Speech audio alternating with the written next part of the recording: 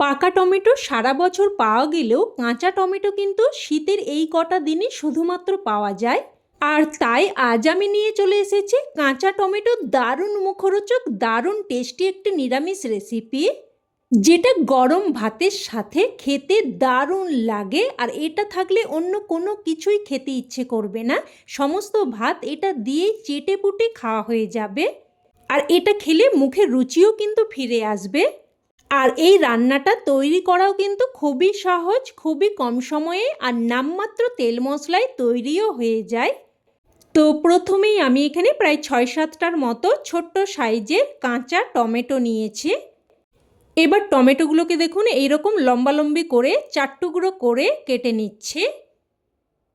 তো একই রকমভাবে সমস্ত টমেটোগুলোই আমি কেটে নিয়েছি।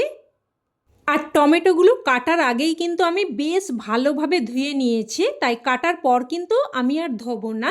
তো টমেটোগুলো এক সাইডে রেখে দিয়ে এখানে দেখুন নিয়েছি দুটো মিডিয়াম সাইজের আলু। আলুর খোসা ছাড়িয়ে নিয়ে তারপর আলুগুলোকেও দেখুন এইরকম লম্বা মতো আর পাতলা মতো করে কেটে নিচ্ছি। তো এবার আলুগুলোকে আমি ভালোভাবে ধুয়ে নেব। এবার গ্যাস অন করে কড়াই বসিয়ে এখানে দিয়ে দিয়েছি প্রায় 2 চামচ মতো সর্ষের তেল। আর এই রান্নাটা কিন্তু অবশ্যই সর্ষের তেলেই করতে হবে, আর পুরো রান্নাটা কিন্তু এই তেলেই হয়ে যাবে। তো তেল গরম হয়ে আসলে এখানে দিয়ে দিয়েছি কিছু ডালের বড়ি। এবার হাই ফ্লেমে উল্টে পাল্টে ডালের বড়িগুলোকে লাল করে ভেজে নিচ্ছি। আর বড়িগুলোকে হাই ফ্লেমে উল্টে পাল্টে ভেজে নিলে বড়ি কিন্তু একদমই কম তেল টানে। তো বড়িগুলো দেখুন ভেজে উঠিয়ে নিয়েছি।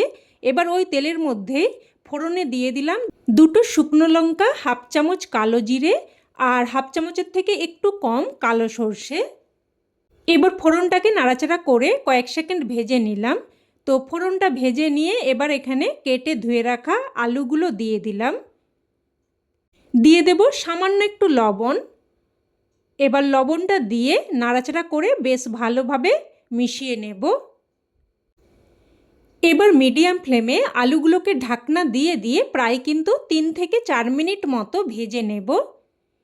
তো ঢাকনা দিয়ে দিয়ে প্রায় 3 থেকে 4 মিনিট মতো আলুগুলোকে ভেজে নিয়েছি। দেখুন আলুর গায়ে কিন্তু বেশ সুন্দরভাবে কোটিং পড়ে গেছে। আর আলুগুলো দেখুন প্রায় কিন্তু 50 থেকে 60% মতো সেদ্ধ হয়ে গেছে। আর আলুগুলোকে ঠিক এই রকমভাবেই ভেজে নিয়ে তারপরে কাঁচা টমেটো দিতে হবে, না হলে আলু কিন্তু সেদ্ধ হতে চাইবে না আর অনেকটাই সময় বেশি লেগে যাবে। তো এবার এখানে ঝালের জন্য দিয়ে দিয়েছি কয়েকটা চেরা কাঁচা লঙ্কা। আর ঝালটা কিন্তু অবশ্যই আপনারা আপনাদের স্বাদ অনুযায়ী দিয়ে দেবেন। তো সব কিছু মিশিয়ে নিয়ে এবার আবারও একটা ঢাকনা দিয়ে মিডিয়াম ফ্লেমে প্রায় 2 মিনিট মতো টমেটোগুলোকেও ভেজে নিয়েছি। দেখুন টমেটোগুলো কিন্তু হালকা ভাজা মতো হয়েছে। এবার এখানে অল্প করে কিছু মশলা দেব। তো প্রথমেই দিয়ে দিচ্ছি ছোটো চামচের হাফ চামচ মতো কাশ্মীরি লঙ্কার গুঁড়ো, আর হাফ চামচের থেকেও কম প্রায় 1/3 চামচ মতো জিরের গুঁড়ো, ধনের গুঁড়ো। মশলা কিন্তু একদম অল্প করেই দিতে হবে। আর দিয়ে দিলাম স্বাদ অনুযায়ী লবণ। আর এই রান্নাতে কিন্তু কোনো রকম হলুদ গুঁড়ো পড়বে না। তো সাথে অল্প একটু জলও দিয়ে দিয়েছি। এবার সব কিছু বেশ ভালোভাবে মিশিয়ে নিয়ে ঢাকনা দিয়ে দিয়ে মশলাটাকে কিন্তু প্রায় 2-3 মিনিট মতো কষিয়ে নেব। তো ঢাকনা দিয়ে দিয়ে মশলাটাকে প্রায় 2 থেকে 3 মিনিট মতো কষিয়ে নিয়েছি। দেখুন মশলা কিন্তু খুব সুন্দরভাবে কষানো হয়ে গেছে। এবার এখানে 1 বাটি মতো গরম জল দিয়ে দিলাম। আর অবশ্যই কিন্তু গরম জলটাই ব্যবহার করার চেষ্টা করবেন, তাতে করে রান্নাতে যেমনই কম সময় লাগবে তেমনই স্বাদটাও বজায় থাকবে। তো সব কিছু ভালোভাবে মিশিয়ে নিয়ে এবার একটা ঢাকনা দিয়ে 4 থেকে 5 মিনিট মতো রান্না করে নেব। আর এই সময় কিন্তু আমি এখানে একটা স্পেশাল মশলা তৈরি করে নেব। তো অন্যদিকের গ্যাস ওভেনে একটা তড়কা প্যান বসিয়ে দিয়ে দিয়েছি ছোটো চামচের 2 চামচ মতো সাদা তিল। তিলটাকে লো ফ্লেমে নাড়াচাড়া করে কিছুক্ষণ ভেজে নেব।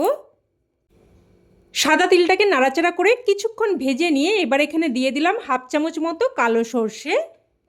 এবার লো ফ্লেমে আবারও কিছুক্ষণ নাড়াচাড়া করে ভেজে নিচ্ছি। আর দেখুন একটুক্ষণ পরেই কিন্তু মশলাগুলো এরকম চিটপিট করে ফুটতে শুরু করবে আর তিলগুলো কিন্তু হালকা লাল হতেও শুরু করেছে। আর এই অবস্থায় কিন্তু একটুও দেরি করা চলবে না, সঙ্গে সঙ্গেই নামিয়ে নিতে হবে, না হলে কিন্তু মশলা বেশি পরিমাণ পুড়ে ফ্লেভার নষ্ট হয়ে যাবে। তো মশলাটাকে নামিয়ে নিয়ে তারপর একটু ঠান্ডা করে নিয়ে মিক্সিং জারের মধ্যে দিয়ে প্রথমে শুকনো অবস্থায় একটু ঘুরিয়ে নিয়েছি, তারপর অল্প একটু জল দিয়ে ভালোভাবে মিশিয়ে নিয়ে আবারও মিক্সিং জার ঘুরিয়ে দেখুন একটা মিহি পেস্ট বানিয়ে নিয়েছি। তো মশলাটাকে এক সাইডে রেখে দিলাম। এবার এদিকে কিন্তু প্রায় 4 থেকে 5 মিনিট মতো রান্না করে নিয়েছি। আর দেখুন আলু কিন্তু সুন্দরভাবে সেদ্ধ হয়ে গেছে, আর কাঁচা টমেটোও দেখুন সুন্দরভাবে সেদ্ধ হয়ে গেছে, তবে একদম কিন্তু গলে যায়নি। কাঁচা টমেটোকে একদম কিন্তু গলিয়ে ফেলবেন না, সেদ্ধ হয়ে যাবে অথচ এইরকম গোটা গোটা যেন থাকে, তবেই কিন্তু খেতে বেশি ভালো লাগবে। তো এবার গ্যাসের ফ্লেমটাকে একদম লোতে করে দিয়েছি, তারপর আগে থেকে তৈরি করে রাখা সাদা তিল আর সর্ষের পেস্ট দিয়ে দিলাম। সব কিছু ভালোভাবে মিশিয়ে নিয়ে ঝোলটাকে ফুটতে দেব। ঝোল ফুটে আসলে এবার একটা ঢাকনা দিয়ে লো ফ্লেমেই আবারও প্রায় 3 থেকে 4 মিনিট মতো রান্না করে নেব।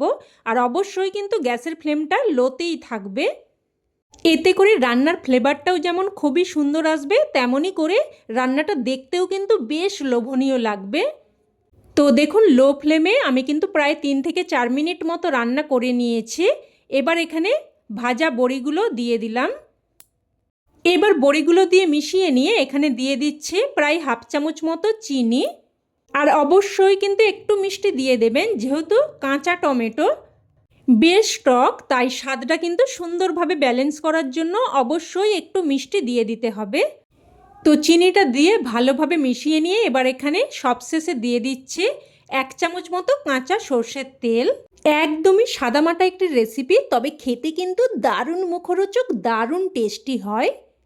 তো কাঁচা সর্ষের তেলটা দিয়ে ভালোভাবে মিশিয়ে নিয়ে তারপর গ্যাসের ফ্লেম বন্ধ করে একটা ঢাকনা দিয়ে স্ট্যান্ডিং টাইমে রেখে দিলেই রান্না কিন্তু একদম তৈরি। এবার এটা গরমাগরম ভাতের সাথে পরিবেশন করুন, খেতে কিন্তু এক কথায় জাস্ট ফাটাফাটি লাগে। আর এই সিজনে অবশ্যই এইভাবে একবার বানিয়ে দেখবেন, তবেই কিন্তু এর স্বাদ আপনারা উপলব্ধি করতে পারবেন। তো রেসিপি কেমন লাগলো অবশ্যই কমেন্টে জানাবেন, আর ভালো লেগে থাকলে প্লিজ একটা লাইক দিয়ে দেবেন, আর চাইলে অন্যান্যদের সাথে শেয়ারও করতে পারেন। আর চ্যানেলের নতুন বন্ধু হয়ে থাকলে চ্যানেলটিকে অবশ্যই করে সাবস্ক্রাইব করে নেবেন। তো আজ তাহলে এই অবধি, আবারও অন্য কোনো রেসিপিতে দেখা হবে। ততক্ষণে ভালো থাকবেন, সুস্থ থাকবেন, আর সকলকে ধন্যবাদ।